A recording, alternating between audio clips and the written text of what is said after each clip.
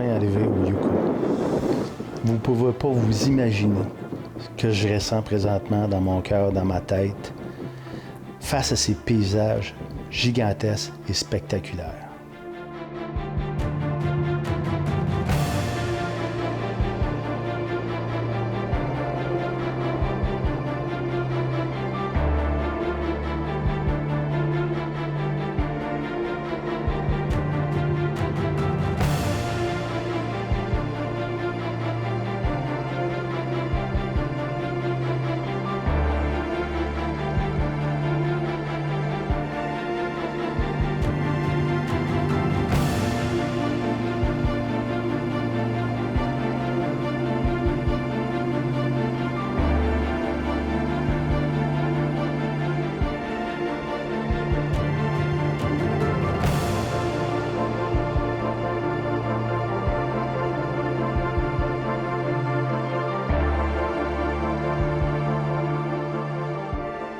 Une des façons de chasser ici, c'est vraiment, on appelle de glacer. Donc, d'utiliser un endroit où on peut spotter loin, où on peut regarder dans toutes les directions, regarder avec nos jumelles et de voir le plus loin possible si la lumière pourrait frapper un panache pour qu'on puisse voir un signe d'un orignal mâle en quelque part.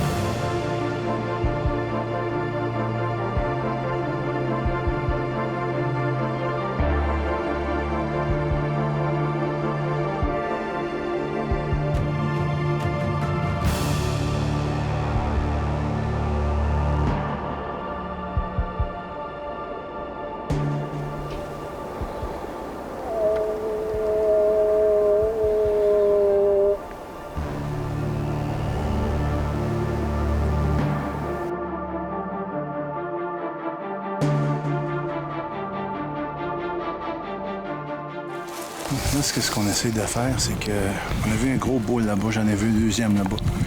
Mais il est très, très loin. Donc, c'est difficile d'accès, tout ça.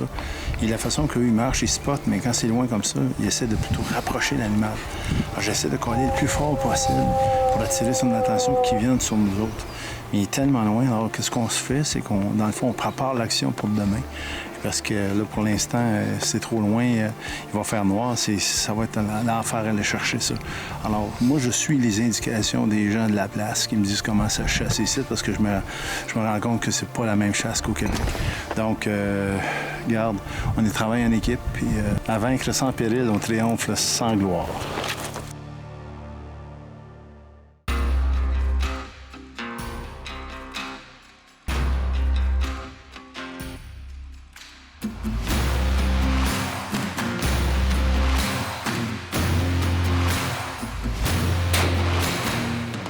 Beaucoup d'amateurs de tir et de chasse se posent des questions sur les canons.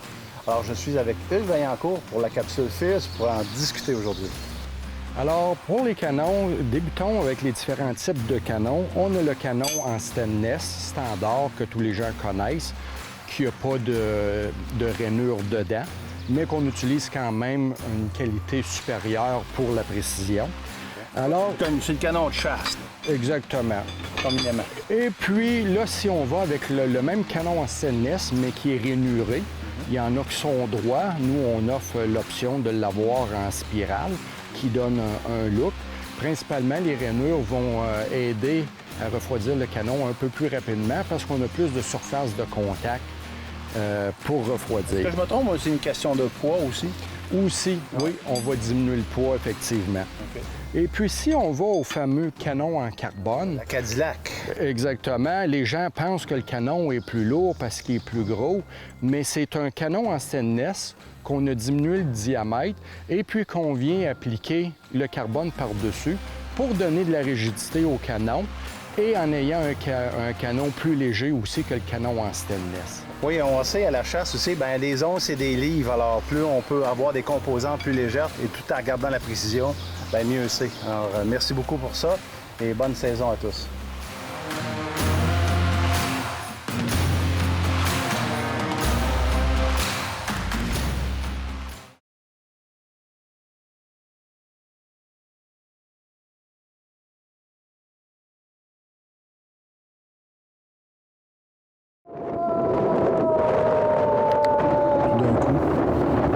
Nous apercevons de l'autre côté, à peu près à 1,8 km, un mâle, à peu près une cinquantaine de pouces. Les gens l'estiment comme ça, sont habitués ici.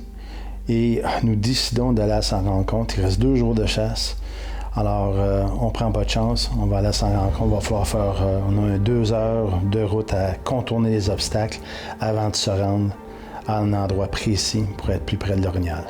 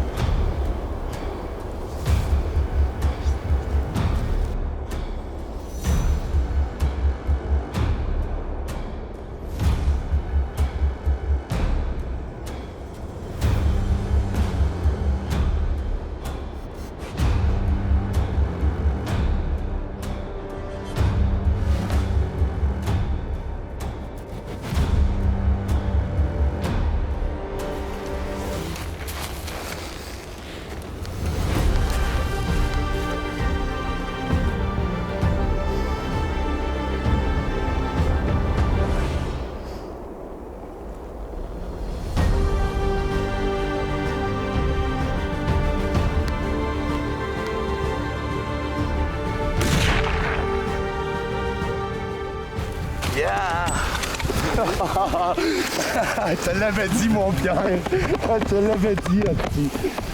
Ah, tu vas Secure. What did I secure. Yeah. Okay. What did I say? Yeah. He was right where we went. Right? Good, good, good.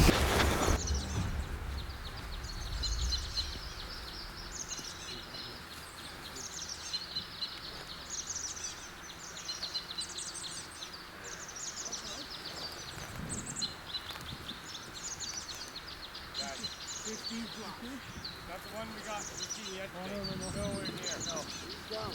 Oh, it's stuff to eat. Huh? Stuff to kidnap, to kill, eh? Oh, yeah. Congratulations!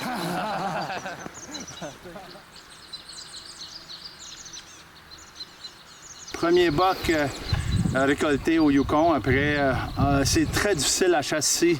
On travaillait en équipe grâce à une équipe formidable. Kerry, Michael, Bert. Grâce à Bert, j'ai connu un territoire exceptionnel. On va vous montrer des photos. C'est vraiment beau. 375 H&H. On l'a spoté à près de 2 km. On s'est rendu vers lui. Et puis finalement, j'ai fait une shot à 208 mètres. Et puis voilà le résultat, un beau buck. C'est sûr que je ne suis pas tout seul qui chasse ici, je suis dans un territoire libre. Donc je ne suis pas avec un outfitter. Il y a d'autres mondes qui veulent chasser ici. Ils m'ont donné l'opportunité d'avoir le premier shot, le premier bull. C'est celui-là qui est sorti. Alors on ne sera pas piqué sa grosseur. Je trouve que c'est un super beau. Et nous autres, c'est la viande qui est importante. Puis la viande, on va le partager avec les gens ici. Donc, merci Bert. Vraiment, là, c'est super grâce à toi. Merci, guys. On a dormi dans une tente de toile dans les montagnes entourées. On attendait les loups. On est plein de grizzlies dans le coin. C'est ça que je voulais vivre, des aurores boréales. C'était vraiment exceptionnel. Puis regardez la taille de ce magnifique animal. Donc, c'est vraiment quelque chose de gros. C'est plus... Ça pèse quoi dans les 12-1300? 12-1300, puis c'est pas un boc, là, on s'entend, au Yukon, il y a des bocs encore plus gros que ça. La difficulté de chasser ici, c'est vraiment, là, grosso modo, c'est qu'il y a de la nourriture partout. Alors, au lieu d'être concentré à une place, faut que tu le trouves. Fait que faut que tu le spots, faut que tu le trouves, tu t'en vas vers lui, parce que sinon, il y a du manger partout. Fait que lui, il n'est pas concentré maintenant au Québec ou ailleurs, qu'on sait qu'ils sont dans ce coin-là, parce qu'on a mis du sel, puis il y a un beau lac, puis c'est pas mal que ça marche ici, là. Ici, c'est immense. Donc, ça s'en va partout, puis il mange partout. Alors, il y a de la nourriture à perte de vue, se casse pas la tête avec ça. Non, on casse pas la tête. Alors, encore une fois, réussi. Yeah. Salut les amis, une prochaine aventure.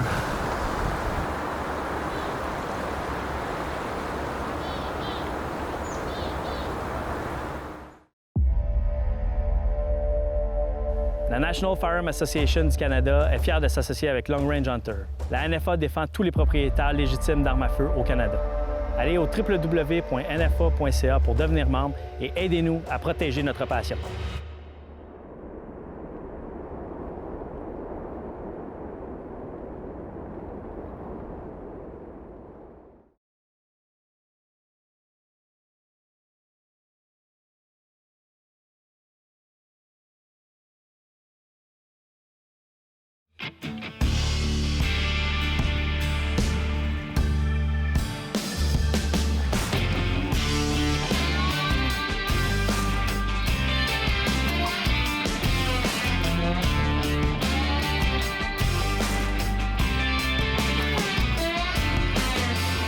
Aujourd'hui, à la capsule X-Reload, nous allons comprendre la différence entre les balles de type commercial et les balles de type rechargement. Certainement une question de tir de précision en arrière de tout ça. L'une des raisons principales pour débuter en rechargement est souvent le coût.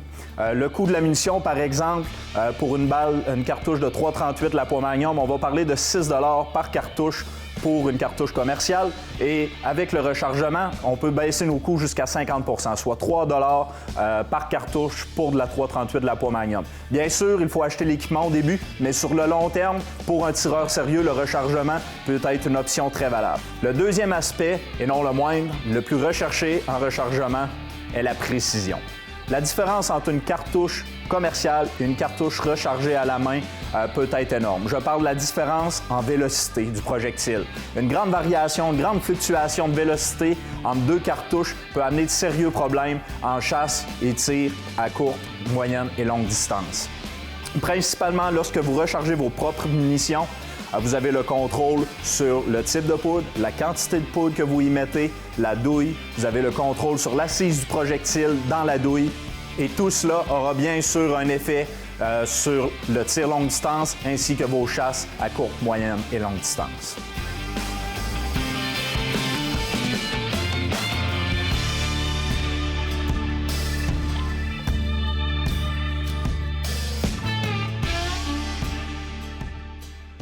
Après une semaine fantastique au nord-ouest au Yukon, me voilà maintenant, une semaine plus tard, dans l'est, dans les montagnes de Terre-Neuve. On est en direct du chalet, on vient d'arriver. Puis on est vraiment dans le territoire de l'Ornial. Fait qu'on peut même observer à quelques kilomètres ici tout le long. Donc on peut voir les orniales et tout ça. Donc on s'amuse à faire des calls pour voir s'il y a quelque chose qui réagirait. Évidemment, notre but c'est pas de tuer à partir du camp, mais ça donne une occasion de voir les orignaux, on sait jamais, tu sais.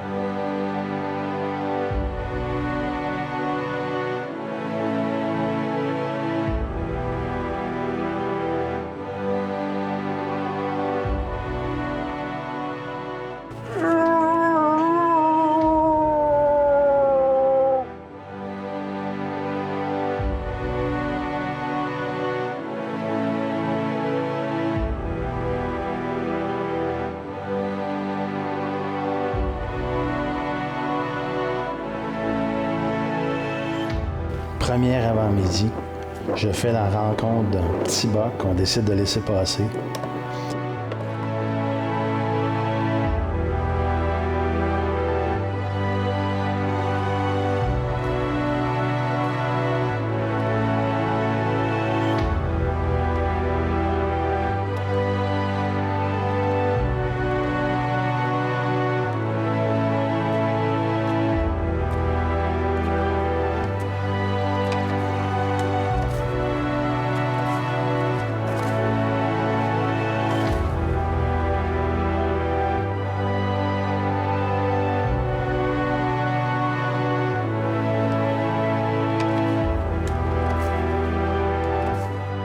Je continue à caler.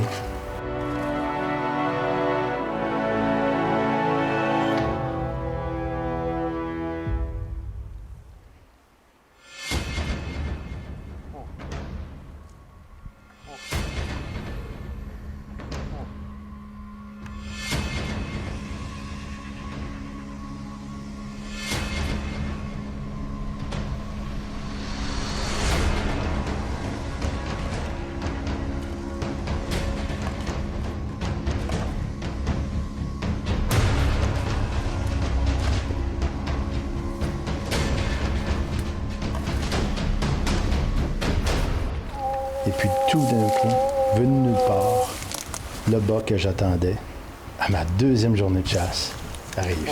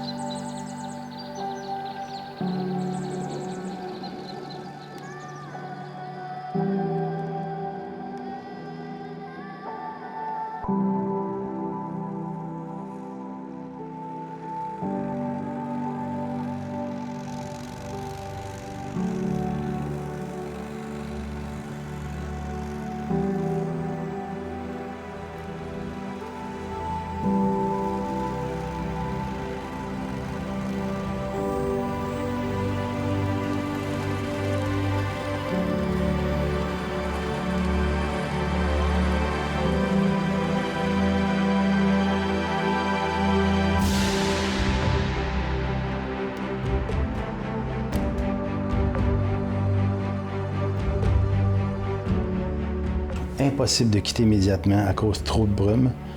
On décide de relaxer et de rester un peu au chalet.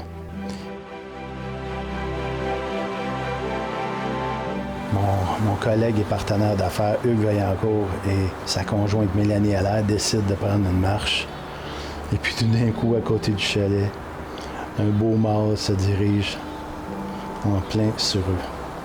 C'est ça, Terre-Neuve. C'est l'inattendu. C'est exceptionnel, c'est des points de vue incroyables et c'est des rencontres comme ça qu'on peut s'attendre.